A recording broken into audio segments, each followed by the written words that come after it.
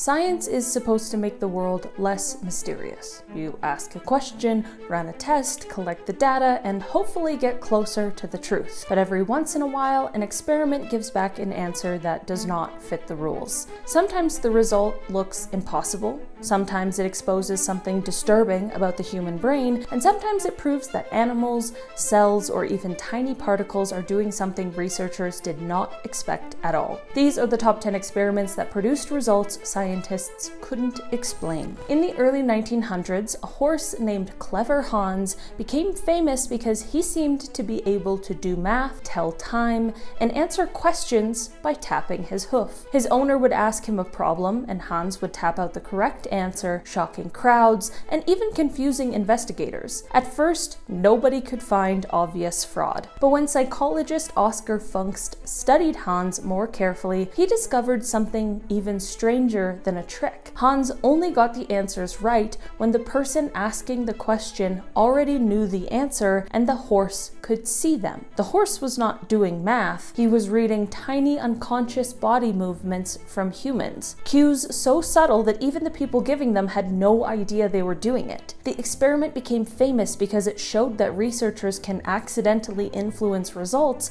without realizing it. Clever Hans did not prove a horse could calculate, he proved humans could unknowingly feed answers into an experiment. In 2002, researchers tested whether a common knee surgery for osteoarthritis was actually helping patients as much as people believed. Some patients received the real surgery, while others received a sham procedure where doctors made small cuts and acted like surgery had happened, but did not actually repair anything inside the knee. The result was shocking. The patients who received the fake surgery improved about as much as the patients who received the real procedure. That did not mean all surgery is useless, but it did show something very disturbing about pain, belief, and the body. These patients had gone through the experience of surgery, expected healing, and then felt real improvement even when the main procedure had not been done. The experiment forced doctors to question whether some treatments work because of the actual physical repair or because the brain and body respond powerfully to the belief that something has been fixed. In the 1950s, psychologist Harry Harlow ran a disturbing experiment with baby rhesus monkeys to test what creates attachment. At the time, some experts believed babies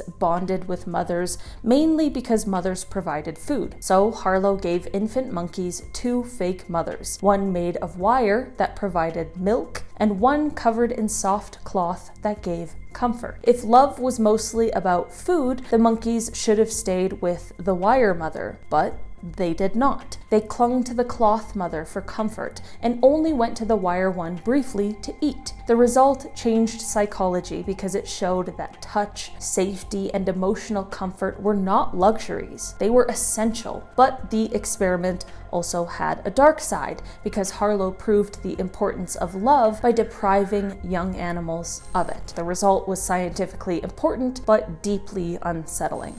In the 1960s and 70s, researcher John B. Calhoun created what should have been a perfect world for mice. The enclosure had plenty of food, water, nesting material, and no predators. But then, the society inside the enclosure began to fall apart. Some mice became violent, some stopped mating, some mothers abandoned their babies, others withdrew completely and spent their time grooming instead of interacting. Eventually, even though food and water were still available, the population stopped reproducing and collapsed. The experiment became famous because the mice were not destroyed by starvation, disease, or an outside threat. They were living in a controlled world where their basic needs were met, but their social behavior still broke down. Scientists are careful not to apply mouse behavior directly to humans, but the results remain disturbing because it suggested that overcrowding and social stress could destroy a population from within.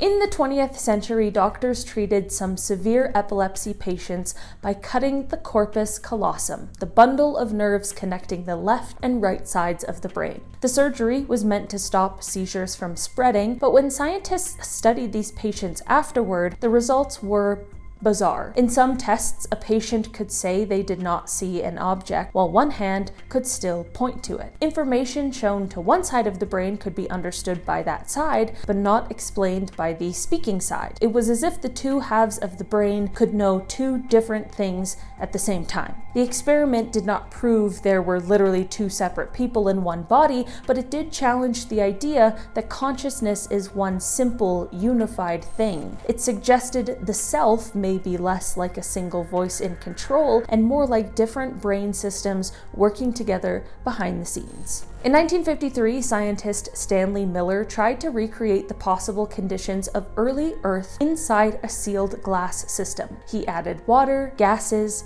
heat, and electrical sparks meant to imitate lightning. The goal was not to create life, but to see whether simple chemistry could produce anything important. After a few days, the liquid inside the experiment changed color, and when Miller tested it, he found amino acids, which are the key building blocks of life. Nothing living had been placed inside the system. There were no cells, no DNA, and no organisms, just basic chemicals and electricity. Miller did not create life, but he showed that some of life's ingredients could form from non-living matter. Decades later, old samples from the experiment were retested with better tools, and scientists found even more organic compounds than Miller originally knew were there. The experiment did not solve how life began, but it made the question much stranger.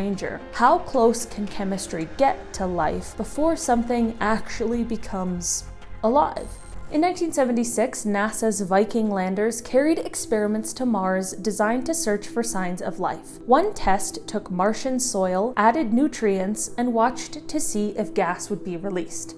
On Earth, that kind of reaction can happen when microbes are feeding. And when Viking ran the experiment, the Martian soil reacted in a way that looked surprisingly biological. Even stranger, when some soil was heated first, the reaction weakened or disappeared, which is what might happen if living organisms were destroyed by heat. But another Viking instrument failed to find clear organic molecules in the soil, creating a huge contradiction. How could one test look like possible life, while another failed to find the chemistry life should leave behind? NASA ultimately concluded it had not proven life on Mars, and many scientists believe unusual soil chemistry caused the reaction. But the result is still debated, because a robot on Mars ran a life detection experiment, got a result that looked a little too alive, and left scientists arguing for decades.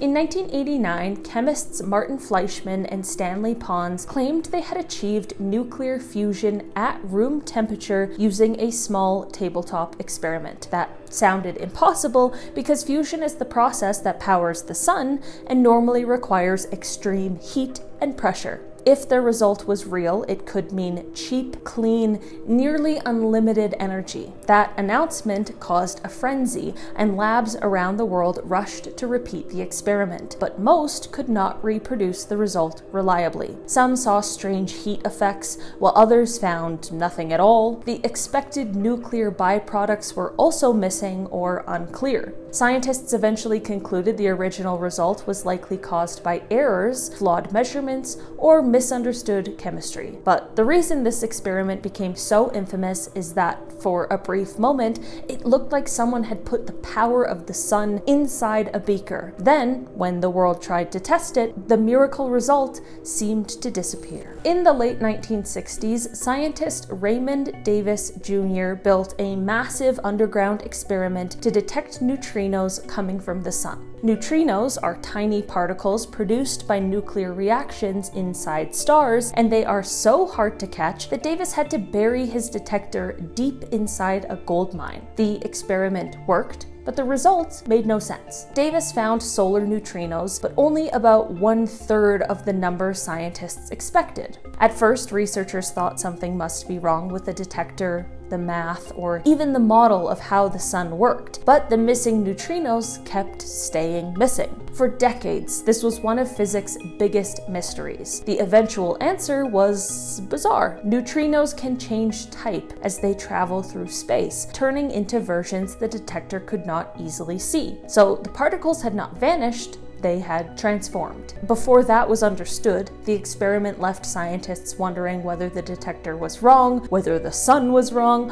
or matter itself was changing on the way to Earth. In 2011, psychologist Daryl Bem published a study that seemed to suggest people could be influenced by events that had not happened yet. In one experiment, participants appeared to perform slightly better on memory tests before they practiced the words later. In another, people seemed to guess the location of certain images at a rate just above chance before the computer randomly placed them. The effects were small, but the results were statistically significant, which made the study impossible to ignore. If true, it would challenge basic ideas about time and cause and effect, but when other scientists tried to repeat the findings, they could not reliably reproduce them. Instead of proving that people could sense the future, the experiment became famous for exposing problems in psychology research, especially around statistics and replication. The scariest part was not that humans might predict the future, it was that a serious experiment could make reality look broken, even when the real problem may have been hidden in the scientific process itself. Alright guys, that's been our list for today. Thanks so much for checking it out. I've been your host today, Olivia Kozlowski, and I will see you again soon. Bye!